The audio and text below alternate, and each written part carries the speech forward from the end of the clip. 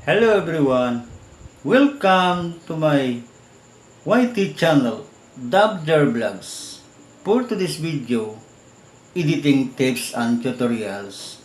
Ang ating pag-uusapan ngayon ay tungkol sa kung paano mag-share ng video from YouTube to Facebook. Yan ang pag-usapan natin. At kung interesado kang malaman, panoorin mo lang mula sa simula hanggang dulo kung paano ko yan ginawa.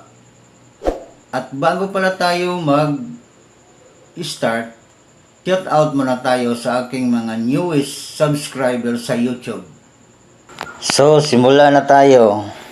Ang una natin gawin ay pindutin natin ang YouTube apps. Di ang sunod natin gagawin ay pindutin natin